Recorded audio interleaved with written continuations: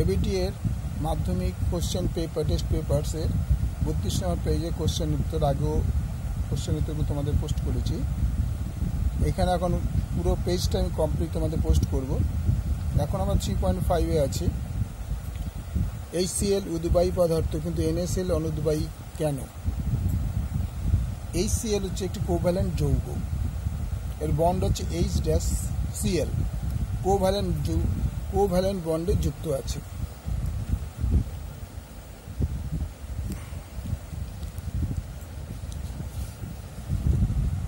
Covalent বন্ডে যুক্ত থাকে আর অণুগুলো থাকে দুর্বল, ভ্যান ডার ওয়ালস ফোর্স, সামান্য আকর্ষণ।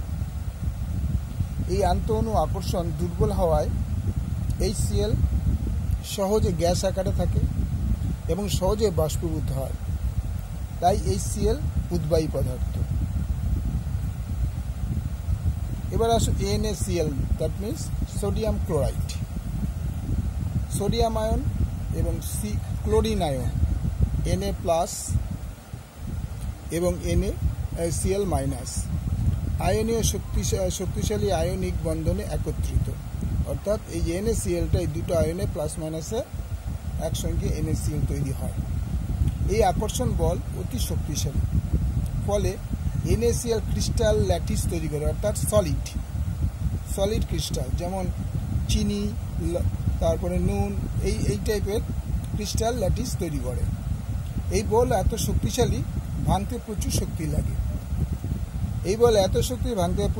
লাগে। তাই NaCl সহজে বাষ্পীভূত হয় না, অর্থাৎ NaCl একটা অনুদ্বায়ী পদার্থ।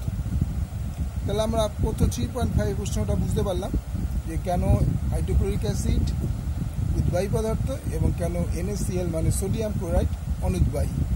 এবার 3.6-এ আসো। দেখো এখানে লুইস ডটের অনুচিত্র আঁকতে হবে। কি আছে? C2H4 আর এটা হচ্ছে HF। তো আমরা হাইড্রোজেন ফ্লুরাইডের অণুর আমরা দেখছি। দেখো H+F, H এর হচ্ছে 1 যোজ্যতা আর ফ্লুরিনের হচ্ছে 2 এবং 7। তাহলে এই বন্ডটা কীভাবে আছে দেখো, এটা হাইড্রোজেন একটা বন্ডে আছে, এখানে 2, 4, 6, 7টা, তাহলে এখানে টোটাল হচ্ছে 7টা বন্ডে থাকছে। এরা কি করছে, এই হাইড্রোজেনের থেকে হাতগুলি নিয়ে ফ্লুরিনের সঙ্গে যোগ হচ্ছে, এও তাই হাইড্রোজেন এবং এফ, অর্থাৎ হাইড্রোজেন ক্লোরাইড। কীভাবে হচ্ছে? HF অনুগঠনের সময় HF পরমাণুর 2 and 7 যোজ্যতা, HOF, দ্যাট মিনস এটা এবং এটা পরমাণু যোজ্যতা হচ্ছে 2 আর 7। যোজ্যতার কক্ষ থেকে একটি করে ইলেকট্রন এসে একটি করে ইলেকট্রন জোড় গঠিত হয়, অর্থাৎ এই ইলেকট্রনের কি আছে? 1, এখানে এসে জুড়বে।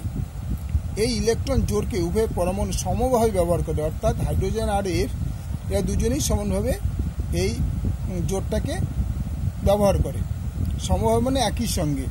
ফলে হাইড্রোজেন পরমাণু, হিলিয়াম পরমাণু এবং এফ পরমাণু, নিয়ন পরমাণু সুস্থিত ইলেকট্রন বিন্যাস লাভ করে। তাহলে H ও F পরমাণু সমযোজী বন্ধনে আবদ্ধ হয়ে HF অনুগঠন করে। তো এইখানে দেখো নিচে লুইস ডট এখানে নিচে দেখানো আছে। দেখো না, লুইস ডটটা যে এটা সমযোজী দ্বিবন্ধন আর এটা সমযোজী এক বন্ধন।